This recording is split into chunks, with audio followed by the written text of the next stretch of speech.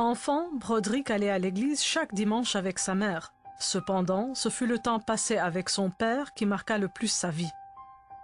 J'avais toujours peur. J'avais une peur intérieure car je me demandais chaque jour s'il n'allait pas rentrer seul et, quand c'était le cas, qu'est-ce qui allait se passer. Il y avait des violences physiques et aussi surtout des violences verbales. Je buvais beaucoup, je sortais beaucoup, je ne voulais pas vraiment rester chez moi. Je préférais sortir et boire. Cela a beaucoup affecté ma famille. Vraiment beaucoup. Broderick avait 13 ans lorsqu'il cessa de fréquenter l'église pour suivre les traces de son père. Il se mit à consommer drogue et alcool. Cela m'a pesé en quelque sorte, par une fuite de la réalité. J'essayais de fuir. De l'alcool, de la violence, de la peur, de ce que mon père faisait subir à ma mère, à mon frère et à moi-même. Il y eut beaucoup de conséquences. J'ai eu affaire à la police, souvent. J'ai eu beaucoup de problèmes avec mes parents, beaucoup de problèmes à l'école. Cette vie, avec ses conséquences, le rattrapa alors qu'il avait 19 ans. Après une longue journée passée à boire et sortir avec des amis, il prit le volant et joua à la voiture fantôme. Je roulais en sens inverse du trafic et j'attendais le dernier moment pour me rabattre dans ma bande de circulation, histoire de voir jusqu'où je pouvais aller. À un moment, alors que je donnais un coup de volant pour me rabattre, ma voiture s'est retournée et j'étais expulsé de ma voiture. Mon meilleur ami m'a raconté qu'après les tonneaux, il a dû ouvrir la portière du côté passager à coups de pied pour s'extraire de la carcasse. Il m'a ensuite trouvé à près de 10 mètres de là, dans les fourrés au bord de la route. Il m'a raconté que j'étais couvert de sang et qu'il n'osait pas me toucher tellement mes blessures étaient sérieuses. Broderick passa 30 jours en soins intensifs dans un hôpital d'Atlanta. Il était paralysé depuis la poitrine jusqu'aux membres inférieurs. Lorsqu'il put enfin rentrer chez lui, il réalisa toute la tragédie de sa condition. Lors des 3 premiers mois qui suivirent ma sortie de l'hôpital, je ne suis pas sorti de mon lit. Je mangeais à peine.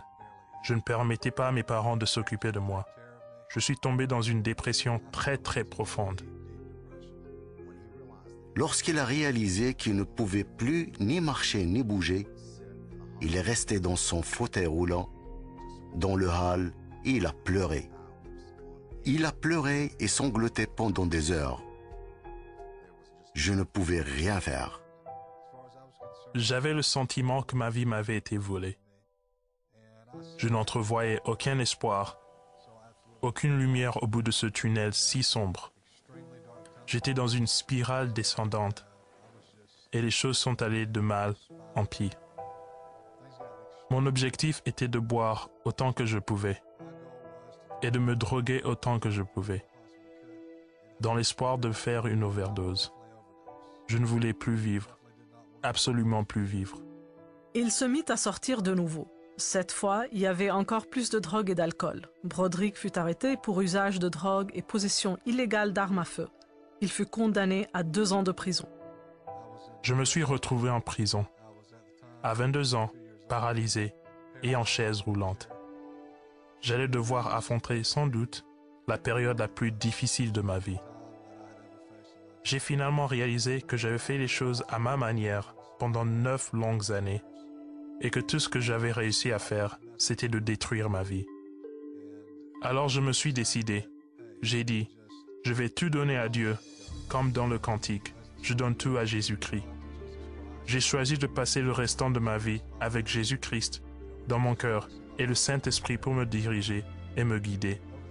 Pendant les 2 années qui suivirent, j'avais l'impression d'être à l'école de Dieu. Je passais mes journées avec le Seigneur. Il pardonna les années d'abus à son père et pria afin que celui-ci puisse donner sa vie à Jésus et être libéré de l'alcool. Avant la fin de sa peine, ses prières furent exaucées. Il cria à Dieu et implora sa miséricorde. Dieu lui fit miséricorde et le délivra immédiatement de l'alcool. Dieu avait répondu à mes prières. Ce jour-là, je me suis mis à genoux. Et à partir de ces instants, les choses ont changé pour moi. Je réalisais à présent ce qui est important. Je sens sa présence. Une fois que vous l'avez, vous ne voulez plus la perdre. Broderick n'est plus en prison et il est marié. Les cicatrices sur son corps lui rappellent les conséquences de son ancienne vie. Je vis pour Dieu et je ne voudrais pas que les choses soient autrement. Depuis ma sortie de prison, j'ai eu des tas d'occasions de retourner à mon ancienne vie, mais je ne veux plus rien avoir avec ce que je faisais alors. Cela n'a fait rien d'autre que me détruire et me perdre. Alors qu'être sauvé par Christ, au nom de Jésus-Christ, a tout changé pour moi et m'a élevé. Si vous choisissez d'obéir à Dieu, si vous choisissez de croire en Jésus et lui demander d'entrer dans votre vie et de vous pardonner de tout le mal que vous avez fait et de vous aider à vivre pour lui et à changer, des choses merveilleuses vont se produire dans votre vie. Dieu transformera vos tragédies en triomphe et en victoire. Il redressera tous les torts. C'est ce qu'il a fait pour moi.